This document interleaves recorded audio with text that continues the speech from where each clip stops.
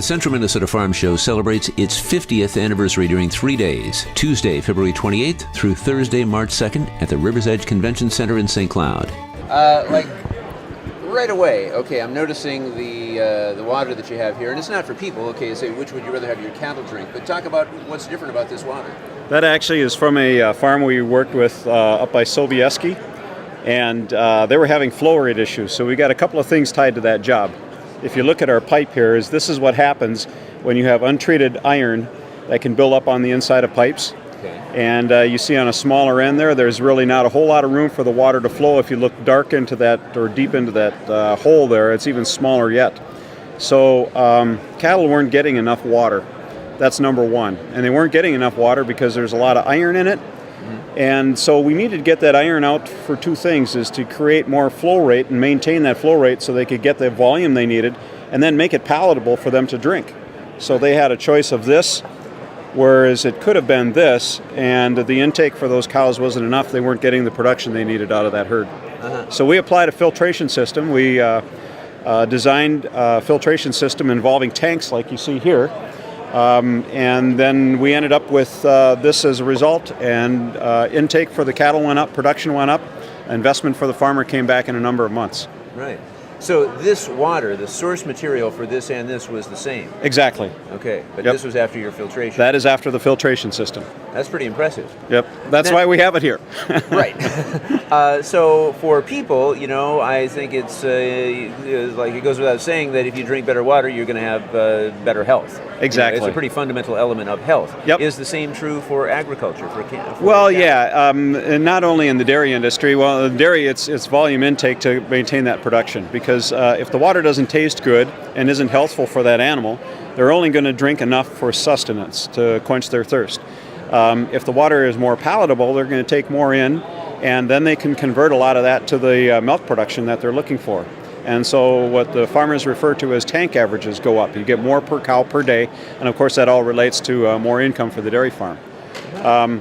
I've just worked with a hog farmer who is running into some nutritional issues. They show prize hogs. So some of these animals are worth about $7,000, $8,000 a piece, and they're not maintaining the health they need to maintain that show quality because of the water quality issues. So we worked with the nutritionist at the farmer's feed elevator on what their feed has and how that's affected by nutrient conversion from the water, especially if the water is at different levels than they would like as far as content for manganese, iron, calcium, those type of things. Okay. And we got to bring all that into balance. So then the right nutritional aspect is results as a combination of the water and the feed that they're taking in to maintain the health they're looking at from that animal.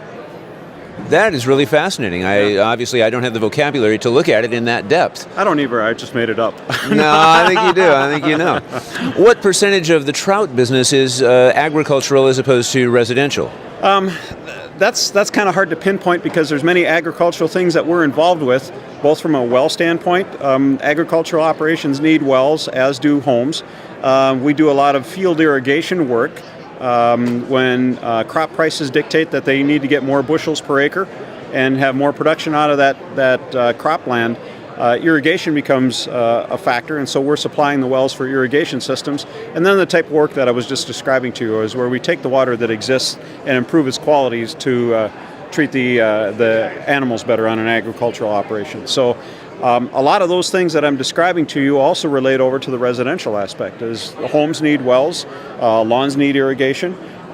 In the house, you need water treatment to prevent the laundry from being ruined and the bathtubs from getting stained and those type of things, and protect your pipes and appliances. So we're applying a lot of the same type of stuff, just maybe for different purposes. Percentage-wise, hard to break down because they're interchangeable. If there was one thing that you wish people were more aware about, and I didn't phrase that very well, but if there was one single takeaway that you could give to people, if they stop in and talk with you here for a minute, what would you like them to know? Have your water tested. Don't have the questions, have it tested. And if tests reveal anything of concern to you, know that it can be corrected. You don't have to live with issues in your water that you're not satisfied with. There isn't anything in water that can't be brought out of water, provided the right analysis and right application is made to that water to improve it. Find out if you have a problem, we can fix it. Yes, exactly. That's what we're here for. We know water from the bottom to the tap. That's what I was fishing for. All right. Literally. Say something good about the farm show itself. What do you personally perceive about this event that appeals to you? You know, I think the longevity here being the 50th anniversary just speaks a lot for the farm show. I was visiting with somebody who stopped by earlier, and I remember exhibiting at this show when I was back at Crossroads Shopping Center. That's years and years ago, and in fact I even remember going there as a child on a family trip to the farm show. In those days it involved animals as well, so as kids you got to see the little ducks and chicks and baby calves, and that was always fascinating. Even though we weren't growing up on a farm, it's been a part of central Minnesota and appealed to everybody for a long, long time. He's good. Wow. That's what you need. You make boring exciting, Jim. Boring is exciting. Well done, man. That was really good. Hopefully you can use that. You know, it's one. Oh, we can.